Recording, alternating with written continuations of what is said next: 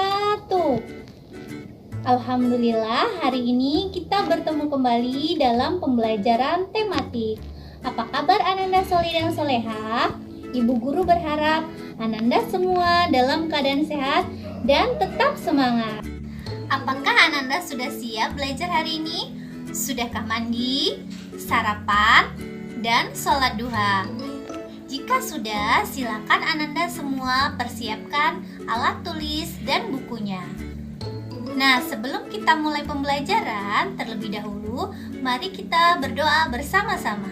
Berdoa dimulai. Bismillahirrahmanirrahim. Raditu billahi rabba wa bil islami dina wa bi Muhammadin nabiyyan wa rasula. Rabbi zidni ilma warzuqni fahma. Amin. Hari ini kita akan belajar tematik 5A, tema organ gerak hewan dan manusia. Subtema 1, 2, dan 3 pada muatan pelajaran Bahasa Indonesia dan SPDB.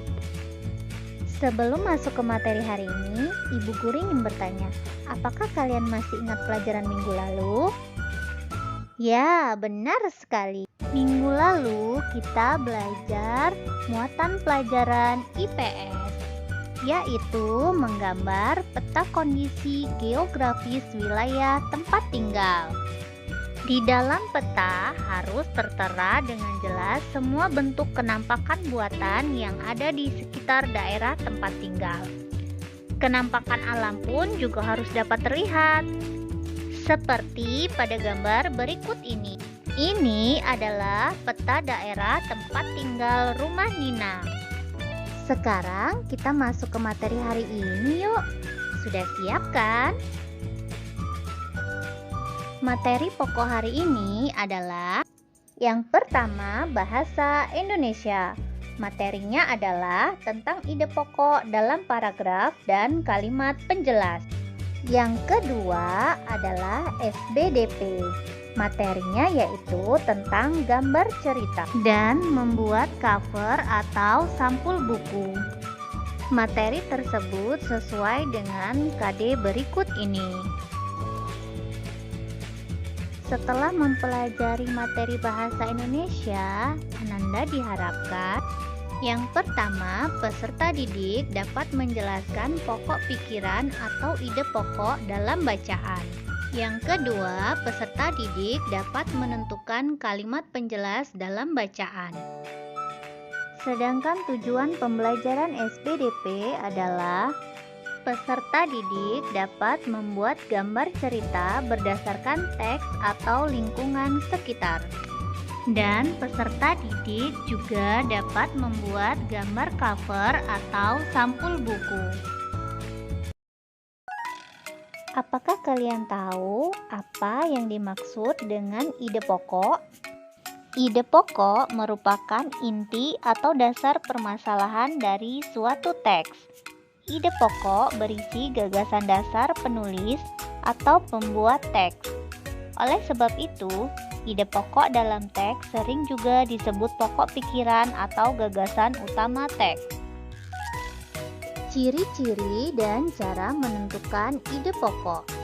Ciri-ciri ide pokok adalah yang pertama, memiliki kalimat pendukung atau kalimat pengembang atau penjelasan. Yang kedua, ada yang mendukung, baik itu berupa penjelasan atau alasan yang menguatkannya.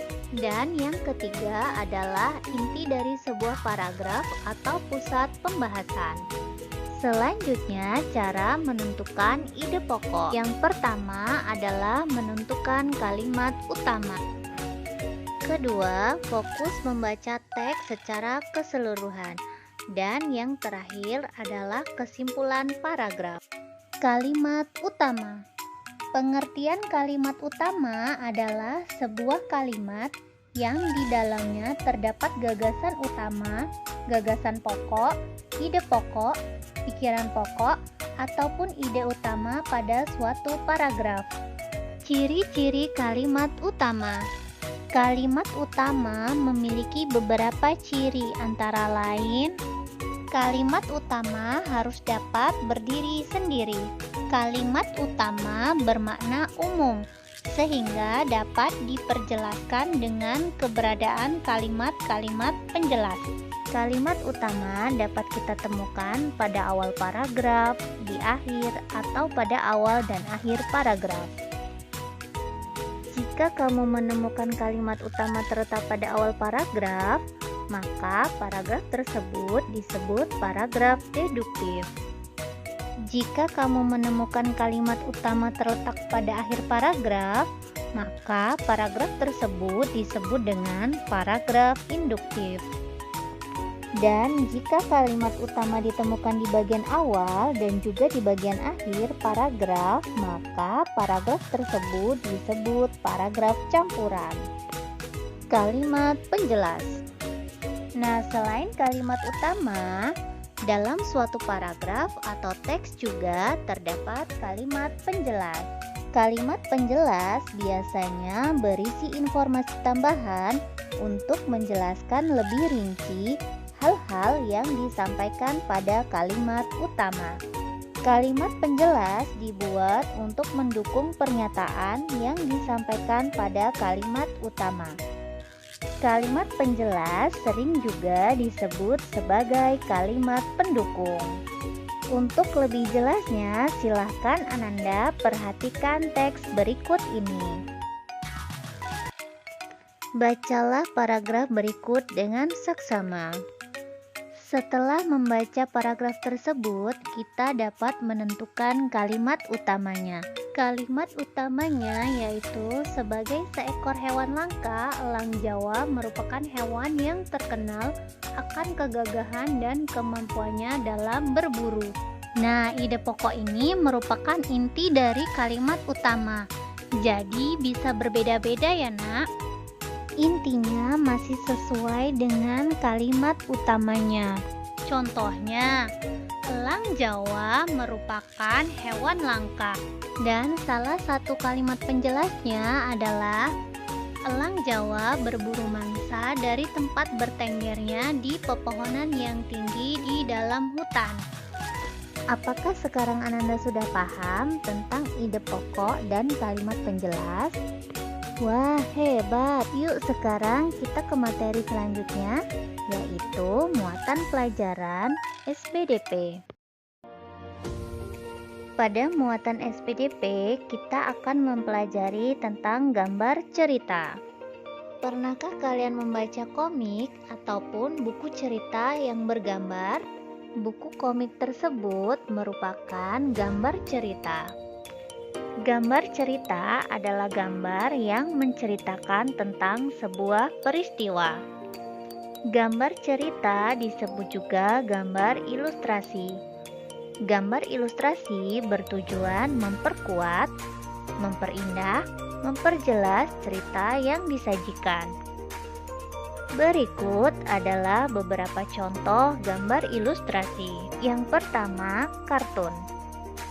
Kartun merupakan gambar yang berfungsi untuk menghibur dan berisikan humor. Yang kedua, gambar rilis. Gambar rilis adalah gambar yang dibuat sesuai dengan kenyataan atau keadaan yang sebenarnya. Gambar dibuat sama dengan objek aslinya. Dan yang ketiga adalah karikatur. Karikatur merupakan gambar tokoh yang dilebih-lebihkan atau diubah dari objek aslinya. Dan yang terakhir adalah gambar dekoratif. Gambar dekoratif adalah gambar yang dibuat dengan tujuan menggambar bentuk benda menjadi lebih indah. Motif-motif hias pada gambar dekoratif banyak dijumpai pada kain batik, kain songket, kain tenun, relief, dan candi. Nah, untuk membuat gambar ilustrasi diperlukan media-media atau alat yang dapat membantu kita membuat gambar tersebut.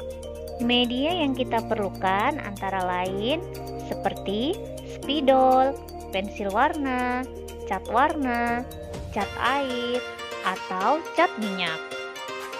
Dalam menggambar ilustrasi terdapat beberapa langkah yang harus kita perhatikan. Di antaranya adalah membuat ide atau gagasan. Hal ini berkaitan dengan siapakah tokoh yang akan digambar, kemudian latar belakang, tempat, dan suasana. Selanjutnya, membuat sketsa. Dengan membuat rancangan gambar atau sketsa, kita dapat membuat coretan-coretan awal sebelum akhirnya menebalkan dan memberikan pewarnaan. Dan yang ketiga adalah memberikan warna pada gambar sketsa yang telah selesai. Nah, tentunya diperlukan banyak latihan sehingga dapat membuat sketsa yang rapi dan sesuai. Ini merupakan contoh gambar ilustrasi dalam suatu cerita. Dan gambar langkah demi langkah cara menggambar ilustrasi. Selanjutnya kita akan belajar membuat cover atau sampul buku. Cover buku atau sampul buku merupakan contoh dari gambar ilustrasi yang bertujuan memberikan gambaran tentang imajinasi penulis sehingga pembaca memiliki imajinasi yang kurang lebih sama. Ciri-ciri cover atau sampul buku yang baik adalah 1. Menggunakan huruf yang menarik perhatian. 2.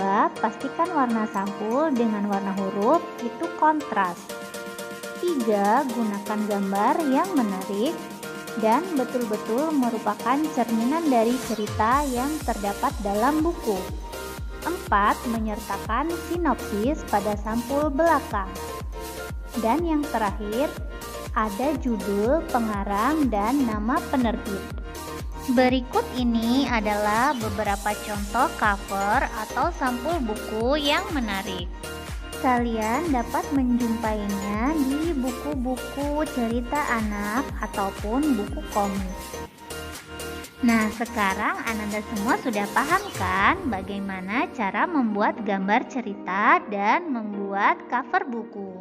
Bagaimana mudah bukan? Kalian semua dapat berlatih di rumah ya nak. Jadi kesimpulan pembelajaran hari ini adalah ide pokok merupakan inti atau dasar permasalahan dari suatu teks. Ide pokok berisi gagasan dasar penulis atau pembuat teks. Jenis paragraf dibedakan menjadi 3. Yaitu paragraf deduktif, paragraf induktif, dan paragraf campuran. Kalimat utama adalah sebuah kalimat yang di dalamnya terdapat gagasan utama, gagasan pokok, ide pokok, pikiran pokok, ataupun ide utama pada suatu paragraf. Kalimat penjelas adalah kalimat yang berisi informasi tambahan untuk menjelaskan lebih rinci hal-hal yang disampaikan pada kalimat utama. Gambar cerita adalah gambar yang menceritakan tentang sebuah peristiwa. Gambar ilustrasi terbagi atas beberapa jenis, antara lain adalah gambar relis, karikatur, kartun, dan gambar dekoratif. Cover buku atau sampul buku adalah contoh dari gambar ilustrasi yang bertujuan memberikan gambaran tentang imajinasi penulis sehingga pembaca memiliki imajinasi yang kurang lebih sama. Tugas Ananda di rumah adalah mengerjakan soal latihan yang ada di buku tematik 5A halaman 38. Kerjakan soal nomor 1 dan 2. Dikerjakan di buku tematik tersebut ya nak. Jika tidak muat, Ananda boleh menggunakan kertas lalu ditempel di buku tersebut. Tugas tersebut dikumpulkan hari ini paling lambat pukul 17. Sedangkan untuk tugas SBDP adalah membuat sampul buku di kertas A4 atau buku gambar. Boleh memilih salah satu contoh yang ada di halaman 67 atau sampul buku lain. Lalu kalian warnai semenarik mungkin.